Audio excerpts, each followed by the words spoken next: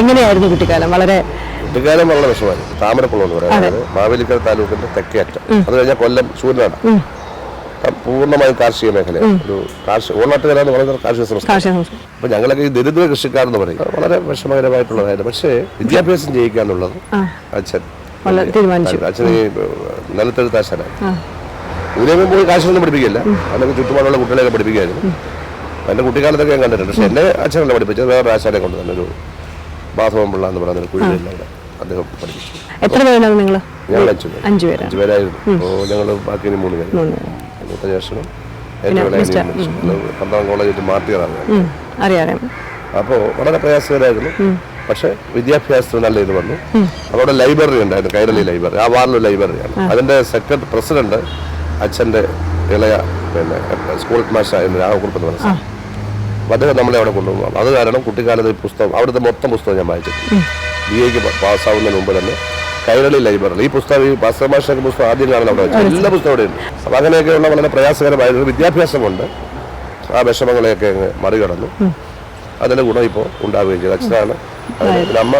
അമ്മയ്ക്ക് പ്രാഥമിക വിദ്യാഭ്യാസം ഉണ്ടെങ്കിലും അമ്മയ്ക്ക് നല്ലപോലെ എഴുതാനും വായിക്കാനും. അവർ രാത്രി 12 മണി 1 മണി വരെ ഈ മാസികളൊക്കെ എടുത്ത് ഈ മണ്ണെണ്ണകളെ കാണും. ഞാൻ പറയും ഇങ്ങനെ കിടന്ന് വായിക്കരുത്. പക്ഷെ ഒരു വായിക്കുമായിരുന്നു. ഹൈസ്കൂൾ വള്ളുവില്ല. അന്ന് ഭയങ്കര രാഷ്ട്രീയ SF-ഉം KSU ആണ്. KSU അങ്ങോട്ട് തുടങ്ങിയ കാലം ഞങ്ങളൊക്കെ പഠിക്കുക. നല്ല വാശിയുള്ള കാലം. രണ്ടിലും അങ്ങനെ ആയില്ല. പക്ഷെ ഞാൻ സ്കൂളിലെ സ്വതന്ത്രമായി മത്സരിച്ച് വിദ്യാർത്ഥി പ്രവേശനം എന്നെ സപ്പോർട്ട് ചെയ്യാൻ ജീവിച്ചു. അന്ന് പോലെ അവരുമായിട്ട് ചെറിയ മാനസിക ലിറ്ററേച്ചർ BA അവിടെയായിരുന്നു. BA വരെ അവിടെ പഠിച്ചു. ഇല്ല, അന്നൊന്നും അവിടെ ഒന്നുമില്ല. അവിടെ അനുവദിക്കില്ല.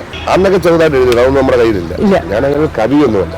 ഭാസ്കര മാഷയുടെ മുമ്പ് നമ്മളൊന്നും കവിയല്ല.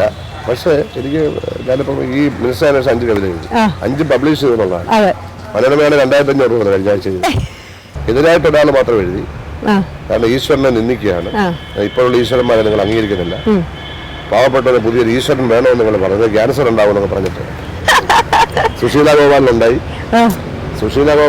മറ്റേയാളിനുണ്ടായി. എത്രയോ വിശ്വാസികൾക്ക് ഉണ്ടായി. ഞാൻ അയാളെ മറുപടി എത്രയോ വിശ്വാസികൾക്ക് ഉണ്ടായി. പൂന്താനത്ത് അസുഖം ഉണ്ടായില്ല, മേൽപ്പത്തൂരിനുണ്ടായില്ല. അത് പറഞ്ഞിട്ട് കാര്യമില്ല. അതൊന്നും വിശ്വാസവുമായി ബന്ധപ്പെട്ട ഞാൻ മറുപടി അയച്ചു. MA കഴിഞ്ഞു. അത് കഴിഞ്ഞ് ഗവൺമെന്റ് ലോ കോളേജ്. ഒരു ഒഥല്ലോ എന്ന് പറഞ്ഞ നാടകം പന്തളം NSS കോളേജിൽ പ്രൊഫസർ ട്രാൻസ്ലേറ്റ് ചെയ്തു. ട്രാൻസ്ലേഷൻ ഒന്നും അത്ര ശരിയായില്ല. കാരണം തീരെ ശരിയായില്ലെന്നതാണ്. കാരണം തമ്പിളാറ് കിളിക്കും പറഞ്ഞിട്ട് ട്രാൻസ്ലേറ്റ് ചെയ്ത് കളഞ്ഞു. ST മോണ സുന്ദരിയാണേ എന്നൊക്കെയാണ് ട്രാൻസ്ലേറ്റ് ചെയ്യുക. ഇപ്പോൾ നോക്കുന്നുണ്ടത്. അപ്പൊ അതിനകത്ത് എന്തോ ഒരു ചെറിയ കഥാപാത്രമായിട്ട് കവിയുണ്ട്. ജനക്കൂട്ടം ഞാൻ വലിച്ചു കയറി. അതായിട്ടാണ് ലോ പാസ്സായി. പാസ്സാവുമ്പോൾ ഫൈനൽ ഇയർ പരീക്ഷ സമയത്ത് പാസ്സാവാൻ പറ്റില്ല. 1975 ജൂലൈ 1-നായിരുന്നു ഫൈനൽ ഇയർ പരീക്ഷ തുടങ്ങുന്നത്. അപ്പോൾ ജൂൺ 25 അടിയന്തരാവസ്ഥ വയ്ക്കാം. അപ്പോൾ ഞാൻ SFIയുടെ സ്റ്റേറ്റ് സെക്രട്ടറി സ്ഥാനമൊക്കെ ഒഴിഞ്ഞിട്ട് SFI മാറുന്ന പ്രക്രിയ. പക്ഷെ അഖിലേന്ത്യാ വൈസ് പ്രസിഡന്റ് ആണ്. SFI അത് സ്ട്രൈക്ക് പ്രഖ്യാപിച്ചു.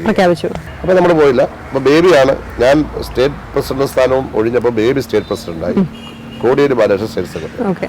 കോടിയേരി ബാലകൃഷ്ണൻ നേരത്തെ തന്നെ മിസൈൽ അങ്ങ് പിടിച്ചോണ്ട് പോയി. അപ്പൊ ഇപ്പോഴത്തെ മന്ത്രി വിജയകുമാർ തിരുവനന്തപുരം ജില്ലാ സെക്രട്ടറി. കരുണാകരനാണ് ആഭ്യന്തരമന്ത്രി. വെടിവെക്കാനാണ് തീരുമാനം. കാരണം പോലീസ് ആക്ടാണ് അവിടെ മുഴുവൻ. അടിയന്തരാവസ്ഥയാണ്. പക്ഷെ ഞങ്ങൾ നടത്തി. ഞങ്ങളൊരു 10,000 കുട്ടികൾ യൂണിവേഴ്സിറ്റി കോളേജിന്റെ കോമ്പൗണ്ടിൽ അങ്ങ് രാവിലെ ഒന്നിച്ചു. പക്ഷെ വെടിവെക്കുമെന്നാണ് ഉറപ്പായതോടുകൂടി ഒരാളെ പോകണ്ടെന്ന് ഞാൻ അനൗൺസ് ചെയ്തു. ഞങ്ങൾ 23 പേര് പോയി. വെടിയൊന്നും വെച്ചില്ല. ഞങ്ങളെ പിടിച്ച് ഭീകരമായിട്ട് തല്ലി, ലോക്കപ്പിലിട്ട് തല്ലി, പോലീസ് സ്റ്റേഷൻ കൊണ്ടുപോയി തല്ലി. പിന്നെ ഡിഫൻസ് ഓഫ് ഇന്ത്യ റൂൾ രാജ്യദ്രോഹ കുറ്റം ചുമത്തി സബ് ജയിലിൽ അടച്ചു. അവിടെ ശിക്ഷിച്ച് സെൻട്രൽ ജയിലിൽ അടച്ചു. അതുകൊണ്ട് ആ പരീക്ഷ എഴുതാൻ പറ്റില്ല. അപ്പോൾ ഹോൾ ടിക്കറ്റിന്റെ പാക്കറ്റിലുണ്ട്. അത് കഴിഞ്ഞ് AKG ഹൈക്കോടതി കൊണ്ടുപോയി അപ്പീൽ കൊടുത്ത് സ്റ്റുഡൻസ് ആണ് പറഞ്ഞത്. 3 മാസം കഴിഞ്ഞപ്പോൾ ഞങ്ങൾ കിടന്ന ശിക്ഷ അനുഭവിച്ചുകൊണ്ട് ഞങ്ങളെ അങ്ങ് കൂടി നടത്താം. ഞാൻ തിരിച്ചു വന്ന് നവംബറിൽ തന്നെ പരീക്ഷ എഴുതി പാസ്സായി. ലോ പാസ്സായി. രജിസ്റ്റർ ചെയ്തിട്ടുണ്ട്. സന്നദ്ധ എടുത്ത് ഞാൻ പോയിട്ടില്ല. ഇപ്പൊ സംസാരിക്കുമ്പോൾ തന്നെ താങ്കൾ സംസാരിക്കുന്ന സമയത്തുള്ള ഒരു പത്രക്കാരെ പിന്നെ നമ്മൾ ടിവിയിലൊക്കെ കാണുമ്പോൾ ചില വാക്കുകളൊക്കെ ഉപയോഗിക്കുന്നതൊക്കെ ഇതൊക്കെ ഇങ്ങനെ അന്നത്തെ ഒരു സ്പിരിറ്റിന്റെ ഭാഗത്ത് വന്നു പോകുന്നതാണ്. എന്റെ അച്ഛൻ അദ്ദേഹം അച്ഛനാണല്ലോ പഠിപ്പിക്കുന്നത് ഭാഷ. അച്ഛനാണെങ്കിൽ ഈ രാമായണം ഒരു PhD മലയാളത്തിൽ എടുത്താണ് പോലും ഇങ്ങനെ വായിക്കില്ല. അത്ര വേഗത്തിൽ അത്ര മനോഹരമായി വായിക്കും. വെറും പ്രാഥമിക വിദ്യാഭ്യാസം മാത്രമേ ഉള്ളൂ.